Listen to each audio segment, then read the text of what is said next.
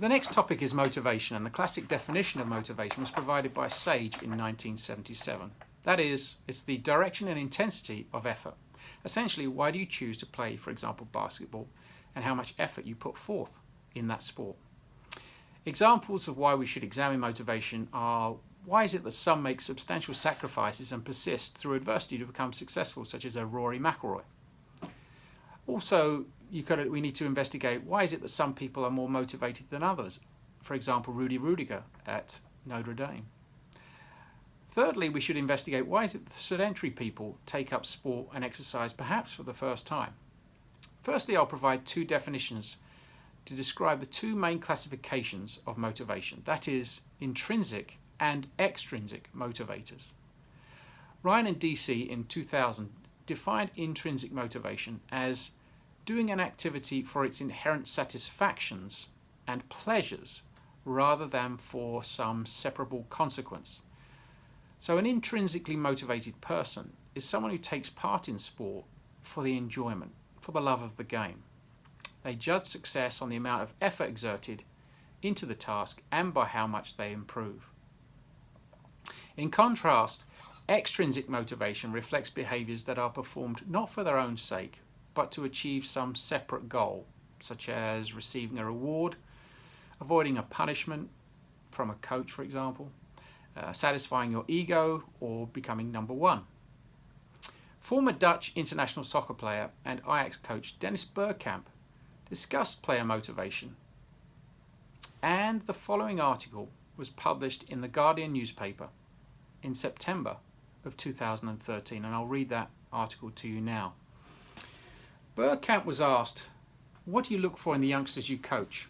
And he replied, "Well, you see straight away who has drive, but it can come from different things. Let's say this kid wants to be a millionaire when he's 18. That's drive. Is it bad? By 28, he wants to have 3 sports cars, and the only way he can do them is to win trophies and play good football. If that's his conclusion, maybe it's okay. But if he thinks, I'm making 1 million each year now, and I play for 5 years, I've got 5 million, and that's it, I can retire, that's different. Or I'll stay in the reserves, just keep training as long as I can, put gas in my Lamborghini. I'm not sure if that's drive at all. It's not a passion from the soul. And that's what you're looking for, a real passion that comes from inside. And in the end, perhaps the striving to improve becomes almost spiritual. It's a passion, something within the soul. It's deeper, whereas ambition for money or whatever, that's more calculating, can be satisfied, but passion is no deeper. You keep wanting to grab it, you do the hard thing, always go for the difficult thing, and then you have to go for the next thing. His former manager at Arsenal Football Club, Arsene Wenger, has an interesting view about this. He says, it's a spiritual thing, I'm convinced of that. I believe you have two kinds of players who play football, those who want to serve football like you serve a god, and they put football so high that everything that is not close to what football should be is not acceptable. And then you have those who use football to serve their ego, and sometimes the ego can get in the way of the game because their interest comes before the interest of the game. Sometimes the big ego is linked to what we call strong personality or charisma, but most of the time what people call charisma is just a big ego. I believe that Dennis was one of those who had such a high idea of the game and such a respect for the game that he wanted that to be above everything.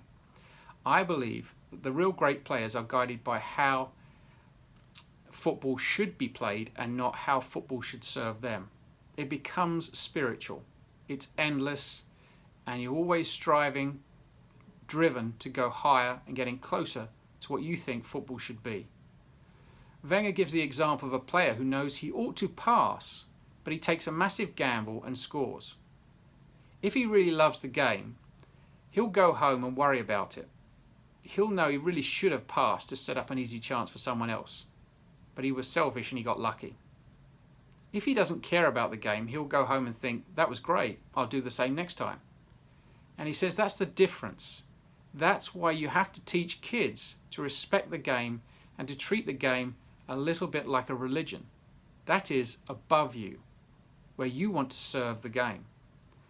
Bergkamp was asked, would you talk about this stuff with Arsene? And he replied, I remember when Arsene talked about players. Sometimes he'd say, oh no, he doesn't love the game. This is quite a big statement for him, but I know exactly what he means. There are some players who, as soon as the whistle went as soon as the whistle went at the end of the game or end of training, boom, they were gone. They got changed, straight in the car, away. But the real Liefhebbers, and the literal translation is love havers, the guys who really have love for the game, stayed behind to practice some more. This anecdote clearly illustrates the necessity to promote intrinsic motivation in youth sports.